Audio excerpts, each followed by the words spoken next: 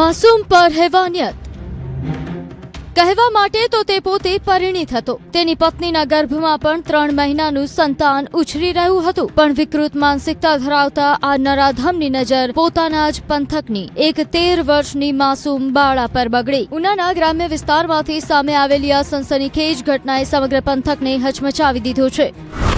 અશોક અર્જણ પામક નામના શખ્સે માત્ર 13 વર્ષ અને 24 દિવસની એ સગીરાને ભોળવી, ફોસલાવીને પહેલા મિત્રતા કેળવી અને પછી લગ્નની ખોટી લાલચ આપી તેને વારંવાર પોતાની હવસનો શિકાર બનાવી। માસૂમ બાળા આ હેવાનના અસલી ચહેરાથી અજાણ રહીને ગુપચુપ બધું સહન કરતી રહી, પણ કુદરતને આ પાપ મંજૂર નહોતું।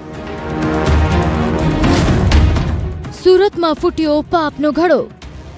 પાપનો ઘડો ત્યારે ફૂટ્યો જ્યારે સગીરા સુરતમાં પોતાના મામાના ઘરે રહેવા ગઈ। અચાનક પેટમાં અસહ્ય દુખાવો ઉપડતા પરિવારજનો તેને હોસ્પિટલ લઈ ગયા। ત્યાં તબીબી પરીક્ષણ બાદ જે રિપોર્ટ સામે આવ્યો તેણે પરિવારના પગ નીચેથી જમીન સરકાવી દીધી। ડોક્ટરોએ ખુલાસો કર્યો કે માત્ર 13 વર્ષની આ સગીરા 18 અઠવાડિયાથી ગર્ભવતી છે। માસૂમે રડતા રડતા પોતાની આપવીતી કહી અને સુરતના વરાછા પોલીસ સ્ટેશનમાં 0 નંબરથી ગુનો નોંધાયો। ઘટનાની ગંભીરતા જોતા આખો કેસ ઉના પોલીસને ટ્રાન્સફર કરાયો। આ સમગ્ર કાનૂની કાર્યવાહી અને ગુનાની ગંભીરતા ધ્યાને રાખી પોલીસે તુરંત કાર્યવાહી હાથ ધરી।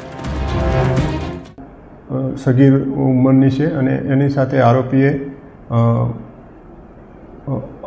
અપકૃત્ય કરતો સગીરાને ગર્ભ રહેલો છે અને આ બાબતે વરાછા પોલીસ સ્ટેશનમાંથી ફરિયાદ 0 નંબરથી ફરિયાદ દાખલ થઈ અને આવતો ઉના પોલીસ સ્ટેશન ખાતે આરોપી વિરુદ્ધમાં પોક્સો અને બીએનએસની જુદી જુદી કલમો નીચે ગુનો દાખલ કરવામાં આવે છે।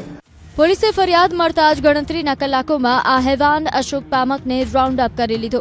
માસૂમ બાળકીનું મેડિકલ ઇન્વેસ્ટિગેશન અને કાનૂની દસ્તાવેજો એકત્ર કરવાની પ્રક્રિયા તેજ કરી દેવામાં આવી। ઉના તાલુકાનો રહેવાસી છે અને સગીરાને લલચાવી ફોસલાવી અને એની સાથે લગ્નની લાલચ આપી અને આ દુષ્કર્મ અવારનવાર કરેલું છે એ બાબતે ગુનો દાખલ કરી અને ઉના પોલીસ સ્ટેશન ખાતે હાલમાં તપાસ કરવામાં આવી છે। આરોપીને પણ હાલમાં રાઉન્ડ અપ કરી દેવામાં આવે। મેડિકલ કરાવતો એને 18 અઠવાડિયાનો ગર્ભ હોવાનું એ જે તે વખતે સુરતના ડૉક્ટરશ્રીનો અભિપ્રાય છે।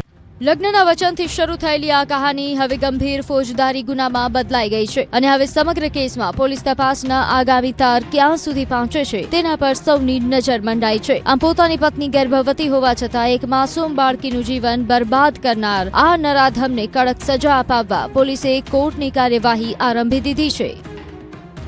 ગીર સોમનાથથી દિનેશ સોલંકી, ન્યૂઝ 18 ગુજરાતી।